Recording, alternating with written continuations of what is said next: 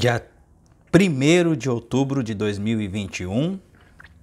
Então, estamos aqui com muita alegria, após de um período breve de meditação, ondulando nas experiências daqui e algumas coisinhas do outro lado lá, para trazer para vocês aqui mais um estudo deste maravilhoso livro, A Vida Contemplativa, de Joel Goldsmith. Estamos no capítulo 8 e estamos aqui, gente, na página 82, tá? Então, estamos fazendo o vídeo 2 do capítulo 8. Para todos os presentes, para quem vai assistir depois. Então, vamos fazer uma breve introdução, assim, deste trecho. A disciplina na vida contemplativa. Então, antes de termos a disciplina, a gente precisa acreditar, a gente precisa praticar todos os princípios. Para que a gente possa evoluir nesse caminho, é preciso disciplina. Primeiro nós acreditamos, nós se vislumbramos com aquilo que nós começamos a ver, pois tudo na nossa realidade tem regras, tem funcionamento, como todo o universo, tem leis que regem isso aqui, onde nós estamos.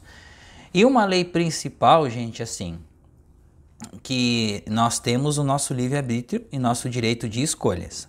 Nós vivemos dentro de uma realidade virtual, onde nós estamos fazendo parte de um jogo. Esta realidade ela passa a ser real pela nossa percepção, né? Nós temos uma percepção consciente de uma realidade material, pois nós estamos aqui experienciando essa vida através dos nossos 5 sentidos físicos.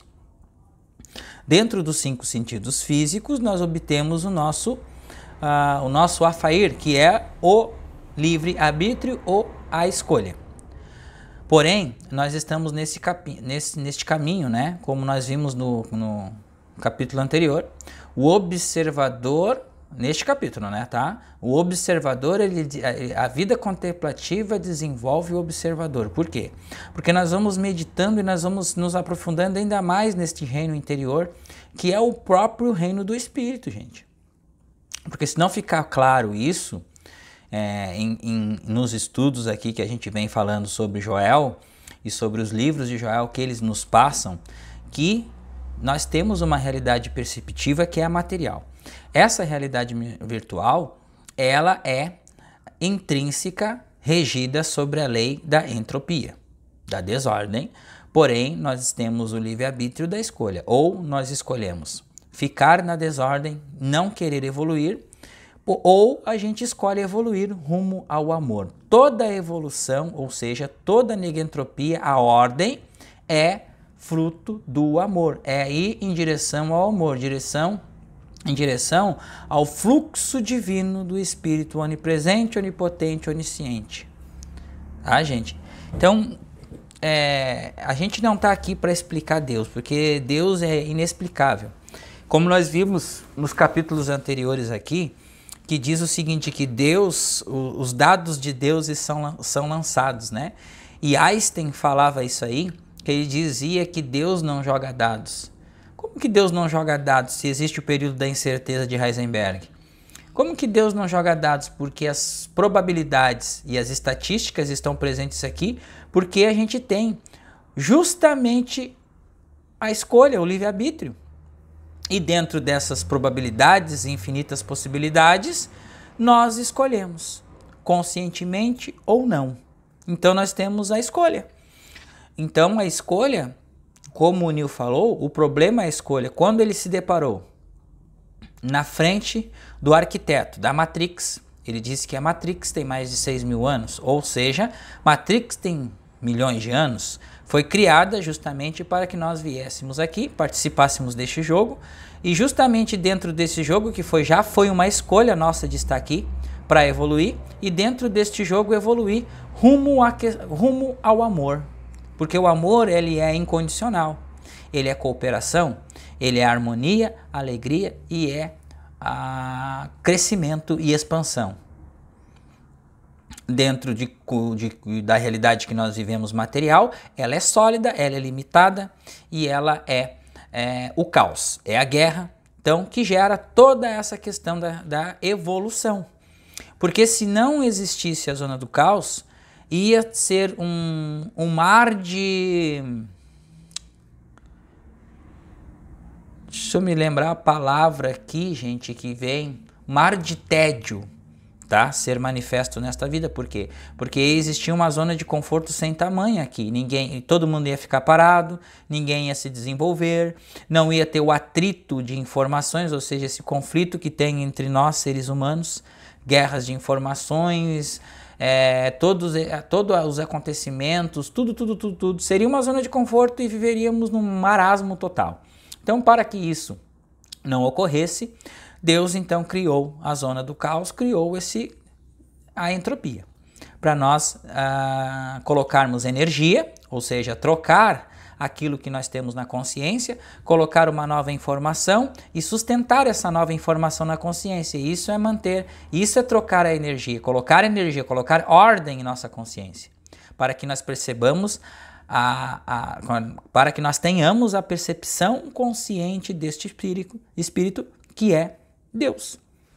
Como Joel explica, e como é o objetivo principal, o objetivo central do caminho infinito. Vamos lá então. A disciplina na vida contemplativa. Independentemente de quanto conhecimento da verdade uma pessoa possa ter, não importa quantos anos tenha estudado a verdade, ela não pode ter ainda poder de cura. Não são quantas declarações da verdade uma pessoa conhece intelectualmente ou pode declarar. O poder de cura tem a ver com o grau de consciência e convicção reais do não poder das aparências. É por essa razão que o caminho espiritual é um caminho de disciplina. E todo discípulo ou estudante deve começar em algum momento de sua carreira a se abster do julgamento. Vamos lá então, vamos explicar isso aqui. Gente, o que o Joel quer dizer? Não, quer dizer que assim, se nós ainda julgamos, se nós ainda fizemos qualquer alusão a alguma coisa desta realidade que nós, de novo, nós estamos participando de um jogo virtual, de uma realidade na qual essa realidade foi criada em estado de desordem para a ordem.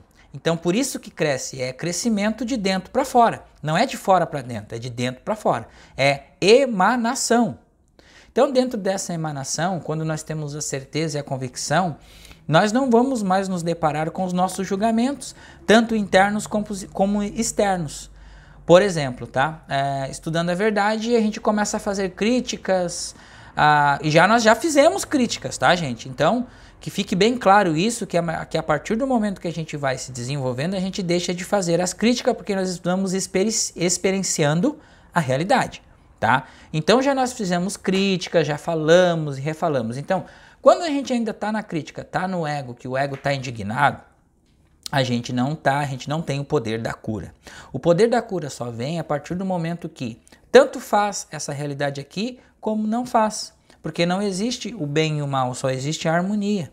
Só existe a onipresença de Deus. Então, o declarar a verdade e ter um auto-julgamento é pura erroneidade, Então, quando nós entramos numa flecha, quando nós entramos no sentido reto da verdade, nós não nos apegamos mais a crítica, a julgamentos, a nada. A gente sabe que a pessoa obteve uma escolha e ela tem uma escolha a seguir, conforme a sua percepção da sua realidade. Então, cada um é uma consciência, cada consciência escolhe e cria o seu mundo interior através da própria escolha. Dupla fenda, gente.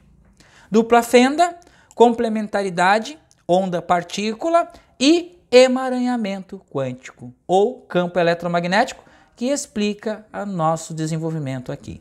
Vamos seguindo. Na proporção em que essa consciência de nenhum julgamento é alcançada, as aparições neste mundo automaticamente mudam conforme elas tocam sua consciência. Isto é porque sua consciência não está reagindo ao bem nem ao mal, e é, portanto, capaz de rasgar o véu da ilusão, até mesmo o véu da boa ilusão, e ver que não há nada a temer e nada para vangloriar.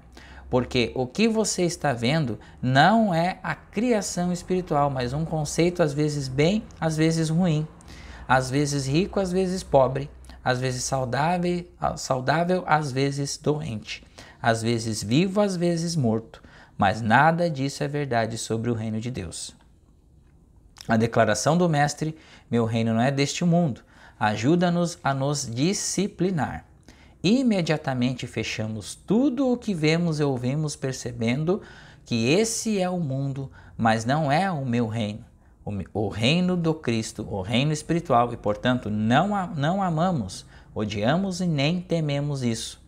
Pense na disciplina envolvida em abster-se de todas as tentativas de mudar a aparência, quando estamos no meio do que parece ser um problema para nós ou para o outro. Preste bem atenção neste capítulo aqui, gente. Quando alguma coisa parece um problema para nós, a gente tem os conflitos em nossa consciência, nós alimentamos aquilo se prolifera. Quando a consciência ela não enxerga esses problemas como problemas na realidade, que isso são as aparências, o mundo das aparências, que é observado através de uma convicção da consciência espiritual, isso se dissolve. Pense em qualquer aparência discordante que você já tenha visto, ouvido, provado, tocado ou cheirado. Veja a disciplina necessária para evitar, alterar, mudar ou fazer algo a respeito. E então ser convencido a saber: meu reino, o lugar onde eu habito, me movo e tenho meu ser, não é deste mundo, portanto não tenho nada a ver com este mundo, a não ser saber que não é o meu reino. Quando retiramos o julgamento, o que significa? Quando retiramos o julgamento, o que significa retirar nosso ódio, medo ou amor pela aparência? Ou seja, idolatria. Todo o sentido de idolatria gera a zona do caos no qual nós estamos inseridos, né, gente? Como humanos, tá? Como humanos que somos, nós nos apegamos a condições, situações, aparências, tudo. E então que este invisível, o Espírito de Deus que está em nós, pode imediatamente trabalhar para mudar a aparência. Quando nós deixamos a ação do Espírito em nós reverberar, ou seja, quando nós nos dedicamos à prática das meditações diárias, todos os dias, nós liberamos essa ação do Espírito em nós, que já existe dentro de nós. O professor Hélio Couto sempre fala, e eu vou citar ele de novo aqui, né, gente? A gente está sempre citando ele. Ele fala: centelha divina está dentro de nós. Então, aquieta-te e sabeis que eu sou Deus. Aquieta-te e sabeis que eu sou Deus. Eu, E maiúsculo. A autopreservação é a nota dominante na experiência humana. Nós vamos falar aqui agora, entrar num contexto metafísico do cérebro reptiliano.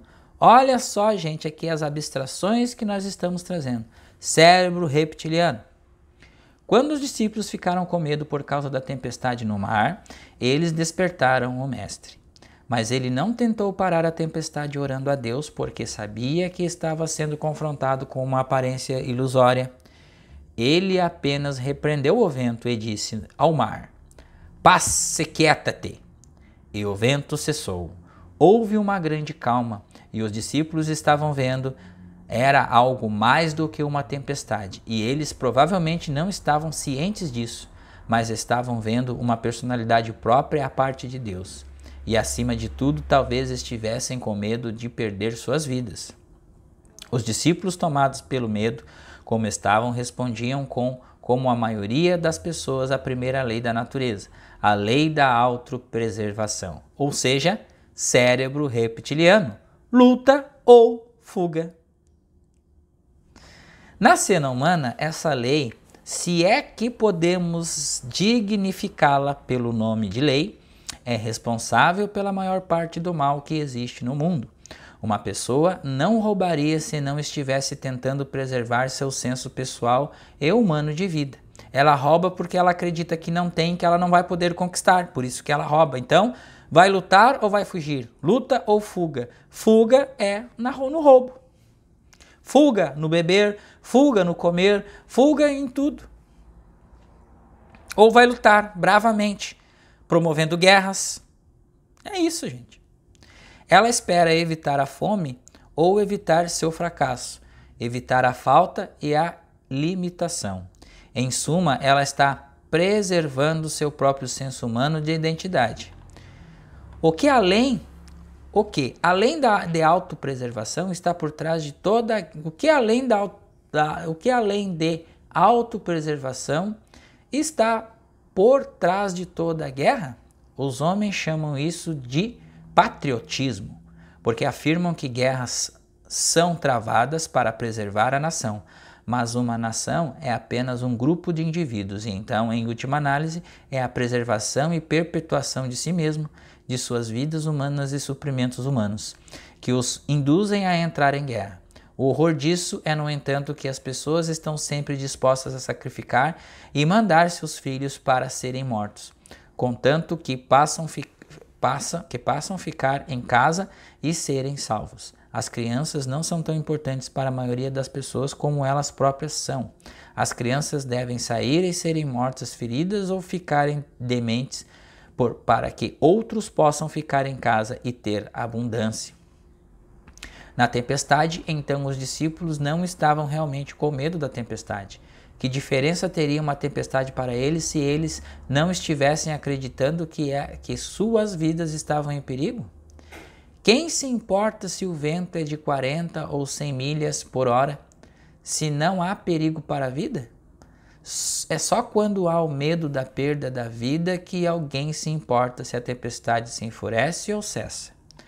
Muitos de nós seriam capazes de alcançar a libertação do mundo por causa do efeito, e isto é do mundo das aparências. Se pudessem colocar em prática a grande certeza do Mestre, eu sou eu, não tenhas medo, conhecer essa verdade imediatamente nos despojaria de qualquer julgamento quanto à natureza da aparência. Sou eu, não tenhas medo. Eu, Deus, é a única vida. O eu, Deus, é a vida do ser individual, e a vida não pode ser perdida e nem destruída. Que a tempestade faça o que quiser, não posso temer. Da mesma forma que se importa com quantos germes existem no mundo, a menos que possamos acreditar que os germes podem destruir nossa vida, isso cria um antagonismo em nós, e estamos saindo agora para limpar todos os germes da face da terra. Por quê? O que nós temos contra os germes? Nada, exceto que eles ameaçam a destruição de nossas próprias vidas ou nossa própria saúde. Mas suponhamos que chegássemos à conclusão que nossa vida é indestrutível, que nem a vida nem a morte podem nos separar de Deus. Agora, que diferença fariam os germes? E nessa percepção, a batalha contra o erro cessaria. Essa forma particular de erro, e nenhuma dessas coisas nos moveria. Nenhuma dessas coisas me move. Minha vida é Deus, minha vida está em Deus, minha vida é com Deus, e nem a vida nem a morte podem me separar de Deus. Nessa percepção, a própria morte não tem mais medos ou terrores. Ninguém pode temer a morte, uma vez que perceba que nem a morte nem a vida podem separá-lo da vida que ele é, a vida que é o seu ser.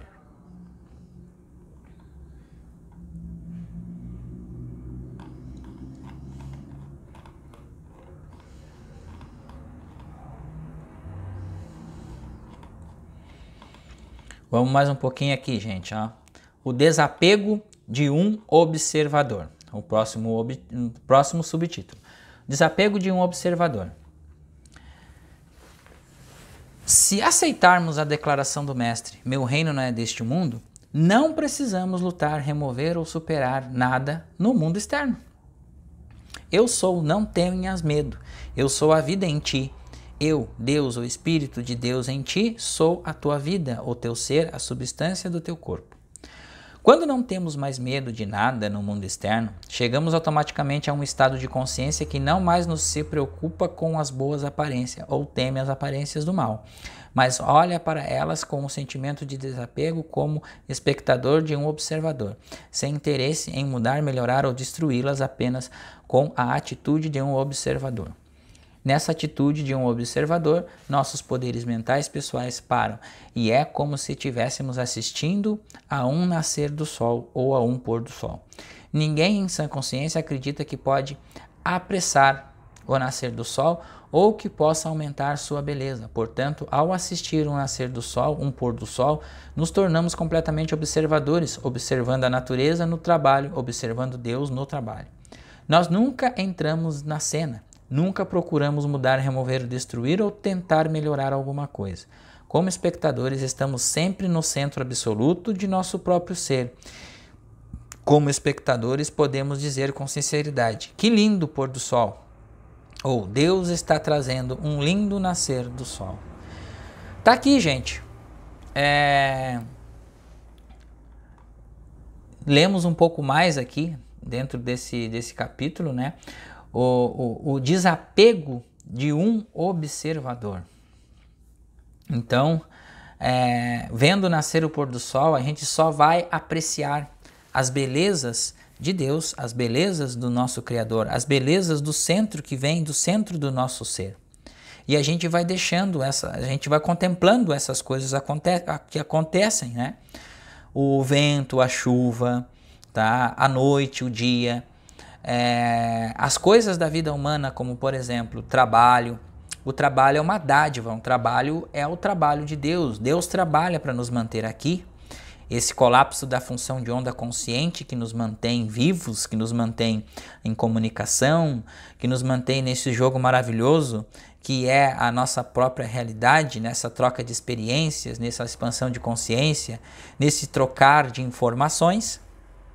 E a gente vai descobrindo, né, a nossa passagem, as nossas escolhas, o porquê que estamos aqui. E isso é lindo, isso a gente vai começando a contemplar, começando a soltar de nós as coisas que a gente precisa mostrar externamente, pois externamente é pura manifestação do Espírito. E nós somos ondas participantes deste oceano, do próprio Espírito Divino. Então, quando começamos a descansar nestas verdades, nós começamos a soltar de nós todo o apego, toda a resistência interna, começamos a transcender a fisiologia do ego, encurtamentos musculares, dor muscular, dor no osso, contraturas e tudo mais. A gente começa a soltar o nosso corpo começa a fluir junto nesse fluxo. Quando a gente começa a entender, começamos a descansar nestas verdades. Sigamos aqui. Se estivéssemos em uma galeria de arte diante das obras dos grandes mestres, seríamos observadores, porque tudo o que estaríamos tentando fazer seria tirar da imagem o que o artista colocou ali. Nós não tentamos melhorar a imagem, nós não tentamos destruí-la. Tudo o que procuramos fazer é extrair do quadro o que o artista criou e colocou lá para o nosso desfrute. Não falei que era desfrutar? Nós não entramos em cena, contemplamos e se entramos em alguma coisa, seria a consciência do artista, para observar exatamente o que ele viu, porque somos agora uma consciência, uma só mente. Porque entramos em fase com a consciência do Criador. Nós contemplamos, observamos e trazemos aqui a ideia da manifestação do Criador na consciência individualizada de si mesmo. Quando ouvimos uma sintonia, não entramos na sintonia. Nós afastamos como espectadores. Dessa vez ouvindo o que o compositor tinha em mente. Não estamos tentando melhorar seu trabalho, nem estamos tentando destruí-lo. Estamos apenas tentando entendê-lo, mesmo que soe como uma música ruim para nós, desagradável, discordante ou inusitada. Nós ainda não tentamos mudá-la, ficamos parados, sem julgamento, tentando entender o que o compositor tinha em mente, e não seria surpreendente se eventualmente nos encontrássemos bem dentro da consciência daquele compositor, ouvindo a música como ele a ouviu quando a colocou no papel. E então teríamos o mesmo entendimento que ele tinha. Co-participantes da realidade, da consciência do compositor, né, gente? Então, somos co-criadores, co-participantes de uma mesma realidade. Porém, cada um com as suas percepções, cada um com seus sistemas de crenças. Mas a crença única em um único poder, essa é única, só existe uma única consciência. Então, a fonte, ela opera em pura harmonia, amor incondicional, alegria, abundância e fluidez. Expansão, né? Crescimento. Assim é que Deus criou este universo. E tudo o que nele existe Assim é que Deus criou este universo. E tudo o que nele existe e é bom. E tudo o que nele existe tudo isso aqui, tudo é bom. No nosso sentido finito, entretanto, vemos alguns desses universos como os maus e alguns como bons. E estranhamente o homem ao nosso lado pode estar vendo o que chamamos de bem como mal. O que vemos como mal, ele pode estar vendo como bom. E então, portanto, não podemos estar vendo este universo do jeito que Deus o fez. Estamos vendo isso através de nossa ignorância de Deus, nossa falta de consciência de Deus, assim como podemos ver uma pintura ou ouvir música, e por causa de nossa ignorância, sermos incapazes de discernir o que o artista ou compositor tinham em mente. Ao olharmos para este mundo de aparências, sem o julgamento, é como se estivéssemos percebendo que o Espírito de Deus fez tudo o que fez e o tornou espiritual. E nessa percepção, agora contemplamos um universo espiritual, mesmo que no momento nós o façamos sem entender ou ver da maneira como o grande arquiteto do universo o criou. Nós não podemos ver através dos olhos aquele que projetou e formou este universo, enquanto estamos olhando para fora dos olhos humanos, mas olhando para este mundo sem julgamento, é como se estivéssemos tentando ver o que Deus criou como Deus o vê, em outras palavras, entrar na consciência de Deus. A única maneira pela qual podemos fazer isso é nos abstermos do julgamento e ficarmos quietos, não vendo nem o bem nem o mal, sendo observadores e deixando o Pai nos apresentar a imagem. Nós apenas testemunhamos, nós apenas contemplamos, mas não com a ideia de curar alguém, não com a ideia de melhorar ou enriquecer alguém, apenas com a ideia de contemplar o quadro como Deus o fez, como Deus o vê. Então, ficamos por aqui com o nosso vídeo de hoje, com essa explanação fantástica, né, gente? Porque diz o seguinte, né? Porque o observador, o espírito, que é a pura harmonia, pura fluidez, puro desapego, ele age por si só. Ele age em um fluxo, em um único fluxo. Porém, né, quando estamos apegados à aparência, porque nós estamos aqui como um chumbo que nos atrai para esta realidade virtual aqui. Nós descemos como um chumbo para cá e nós coparticipamos desta realidade através da nossa ignorância. Então, quando nós entramos nesses estudos espirituais aqui, nós vamos nos desenvolvendo. E a vida passa a ser uma brincadeira. Nós começamos a coparticipar de um jogo, uma brincadeira, mas porém nós estamos evoluindo, criando alguma coisa, fazendo alguma coisa para ajudar alguém, ajudar os nossos irmãos que estão dormindo ainda no sono hipnótico universal. Porém, gente, assim, o que é preciso nós tirarmos de nossas telas mentais sobre esses estudos aqui é que nós estamos com as mãos amarradas e precisamos ser como o Espírito de Deus. Nós já somos. Porém, nós também podemos desfrutar desta realidade, de tudo isso que foi criado, pois tudo que foi criado aqui é bom. Sexo, relacionamento, coisas materiais, tudo é bom, mas é a maneira como nós enxergamos que tornamos dentro dessa concepção de bem e de mal esses conflitos que é a zona do caos em cada situação de nossa vida, por não compreender como que funciona a realidade. E aí nós vamos dando passagem, nós vamos entrando nesta contemplação. E o que é contemplação? É ação. Já falei isso uma vez. É ação, gente, é agir. Tá? Agir no sentido de praticar os princípios, compartilhar os princípios, doar aquilo que você tem.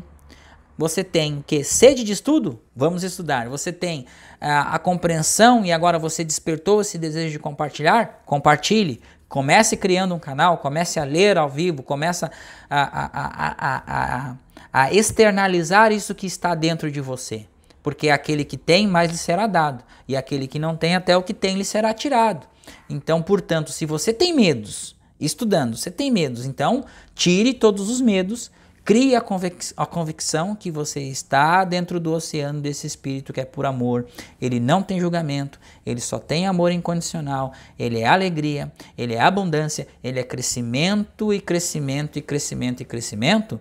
Nós começamos a nos quebrar essa couraça que eu já falei para vocês e começamos o nosso caminho evolutivo. Mas isso é passo a passo, porque a gente precisa trazer esta onda de todos os nossos passados, de todos os mundos, para que entre todos esses mundos em harmonia. É isso, meus irmãos. Então ficamos por aqui. Vou deixar o link aqui de novo, né? Sempre deixar o link aqui do nosso grupo informativo de nossa classe de estudos. Então, seguimos em frente, né, com nosso caminho do despertar, nossos caminhos para dentro. Qualquer coisa, entre em contato conosco, clique no link, entre no grupo lá para estudos. O nosso Instagram também, estamos compartilhando estudos do livro A Cura pelo Espírito. Então, nós estamos postando 2 vídeos por semana, a 3 ou 4, tá? Dependendo como isso vem em nossa consciência, tá ok? Paz do Cristo a todos. Muito obrigado.